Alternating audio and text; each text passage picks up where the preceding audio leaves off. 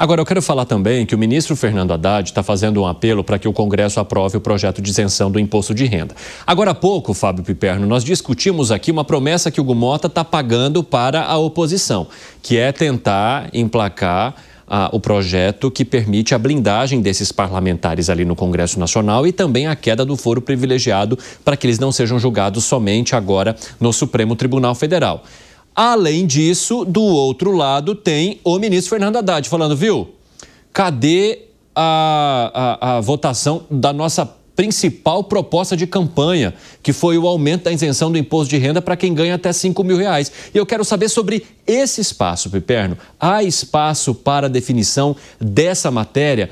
Com a pressão tão grande da oposição para outros temas, o governo vai conseguir emplacar isso? Eu acho que vai, até porque a oposição sabe que esse projeto ele é extremamente popular. As pesquisas mostram que ele tem mais de 70% de apoio aí de parte da população. Então, ir contra esse projeto agora, para muita gente, pode ser um tiro no pé. Vejam, quanto mais o Congresso adia, é evidente que mais o preço sobe. Enfim, o Congresso também sabe negociar com isso aí, né? Mas, de qualquer forma, Evandro, eu acho que a aprovação desse projeto vai ser algo inevitável. A questão é que o ministro tem pressa porque está vendo o tempo passar. Semana que vem já é setembro. Exatamente. Então, tem que andar logo aí, porque, às vezes, enfim, a tramitação de um projeto ou outro, ela começa a esbarrar em outros interesses, né? A própria CPMI do INSS, ela pode colocar alguns parlamentares nas cordas, deixá-los em situação difícil, certamente vão usar isso como poder de barganha também.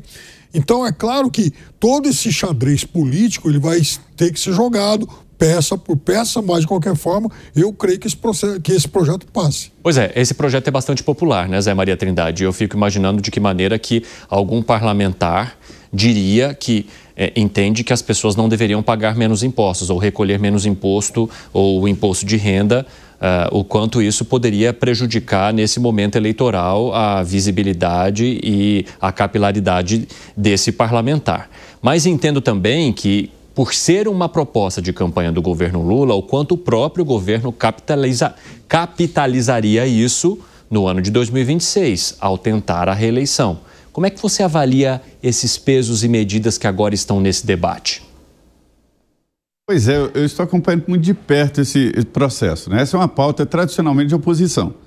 O PT sempre lutou pela atualização da tabela quando estava na oposição, quando estava no governo nem tanto. É a primeira vez que o governo é que faz essa proposta e há um debate forte no Congresso até resistindo, né? Veja bem, por que é complexo para o governo? É porque o imposto de renda, ele é uma pirâmide. A base da pirâmide é que faz a maior arrecadação. Então, é bom para o governo que se faça, que não atualize as tabelas e as pessoas começam a pagar mais imposto e os salários vão aumentando pela inflação e tal. Então, mais gente entrando aí nessa base da pirâmide, desse imposto horroroso, que chama imposto de renda, que eu chamo de imposto dos salários. Isso não é renda, isso é salário. Pois bem, mandou para o Congresso, mas tem que repor o dinheiro. E aí o governo quer aumentar os impostos de renda real e de altos salários.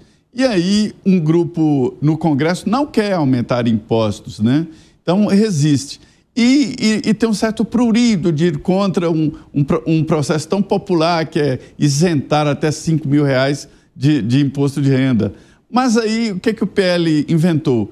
De apresentar uma emenda para levar para R$10.000. Aí sabe que o governo não topa, porque não pode, que abre um buraco de mais 20 bilhões de reais. Então, é isso que impediu a votação agora. Seria uma pauta tranquila de votar, mas entrou areia e nem a magia do Arthur Lira está conseguindo agilizar. Dessa vez a varinha de condão dele não deu certo, não. Zé, vamos conversar aqui com o André Anelli, então, que vai trazer mais informações para a gente e também sobre essa manifestação do ministro Fernando Haddad. Conta aí, André Anelli. Sim, Evandro, e já com atualizações, porque o ministro da Fazenda, Fernando Haddad, falou agora há pouco na portaria da sede da pasta e garantiu que existe um acordo realmente com o Congresso Nacional para que seja mantida, então, aquela neutralidade de impacto dessa medida que, como vocês estavam dizendo aí agora há pouco no estúdio, é a principal medida do presidente Lula, a principal promessa do presidente Lula na última campanha e que precisa, então, na avaliação do Palácio do Planalto, ser cumprida antes da próxima eleição. E esse impacto zero é justamente representando, então, um impacto que seria neutro na arrecadação, que não representaria nem ganhos e nem perdas em relação ao volume de dinheiro que é arrecadado por meio de impostos pelo governo federal. O ministro Fernando Haddad afirmou confiar nos acordos que foram feitos junto ao Congresso Nacional para que essa compensação, então, seja suficiente para fazer com que sejam isentos de pagamento de imposto de renda todos aqueles que ganham até R$5 mil mensais e também uma diminuição progressiva para todos aqueles que ganham até R$7.350, não sendo então uma isenção completa do imposto de renda. A gente vai ouvir agora um trecho do ministro Fernando Haddad em relação a essa expectativa do Congresso Nacional. Primeiro, tem um acordo firmado, né? Tanto o tributo sobre o consumo, sobre renda, que os dois projetos seriam neutros do ponto de vista fiscal. Os dois. Isso valeu para a emenda constitucional e eu espero que valha também para esse. E o presidente Hugo reafirmou o compromisso com um projeto equilibrado do ponto de vista fiscal. Isso é muito importante, porque não se trata só de isentar quem ganha menos. É também aquele que ganha mais de 100 mil por mês contribuir com uma justa parte. A gente relembra que nesse momento a medida de compensação que é mais provável que seja adotada pelo Congresso Nacional já consta também no relatório do deputado federal Arthur Lira, ele que tem sido relator então desse caso, seria uma alíquota progressiva para todos aqueles que ganham a partir de R$50 mil mensais. Essa alíquota evoluindo para todos aqueles que ganham até R$1.200.000 por mês, o equivalente a R$100 mil por mês, R$1.200.000 por ano, corrigindo aqui.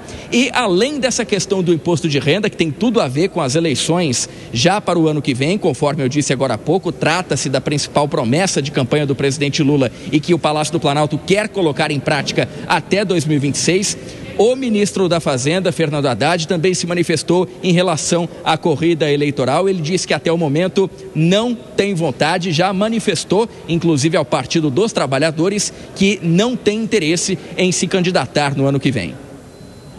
Eu continuo com a mesma opinião sobre 2026. Eu não tenho intenção, nesse momento, não tenho intenção de ser candidato em 2026.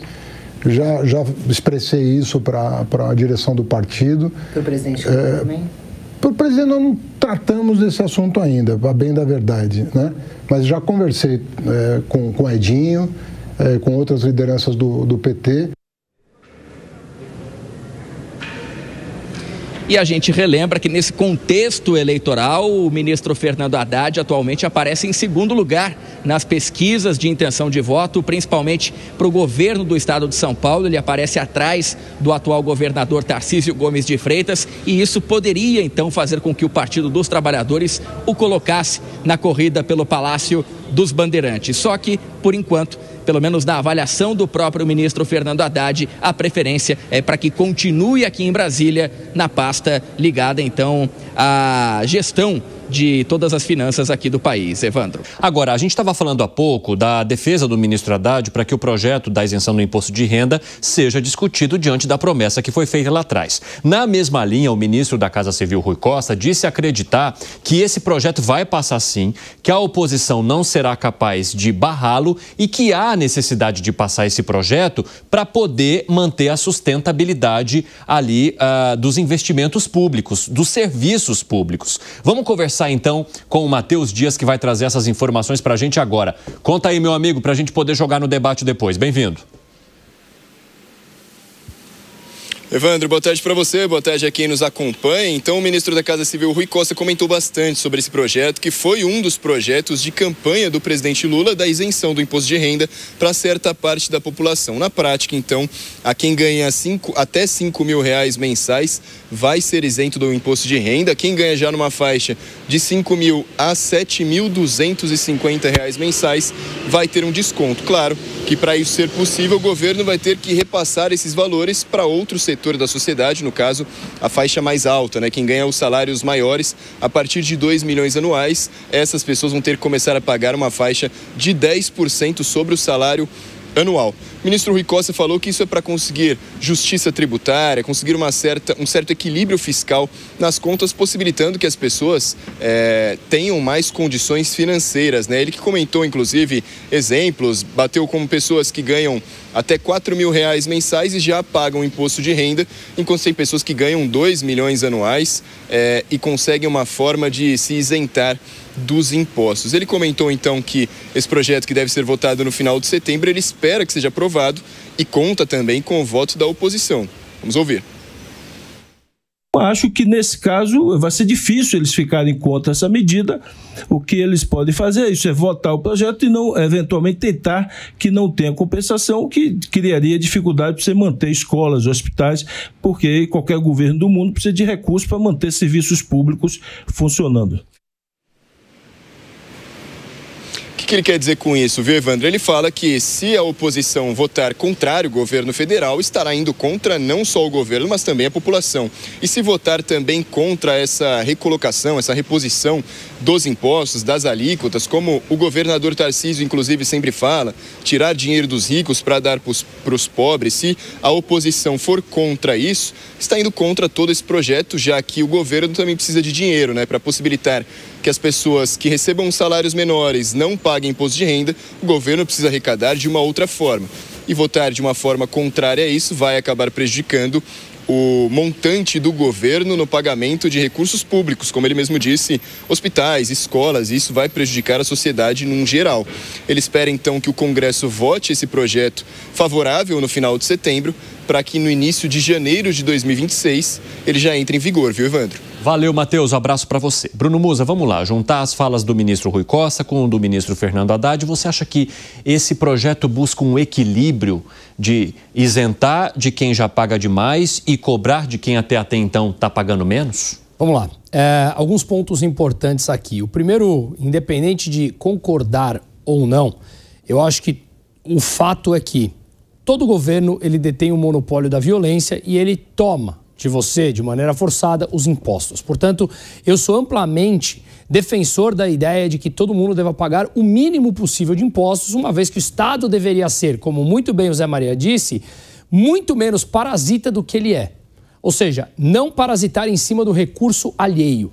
E aí sim, a iniciativa privada aberta consegue prover todo tipo de serviço que a sociedade demanda com uma eficiência muito maior do que o governo. Esse é o primeiro ponto. Portanto, eu acho importante a correção da tabela de imposto de renda e deveria ser muito maior.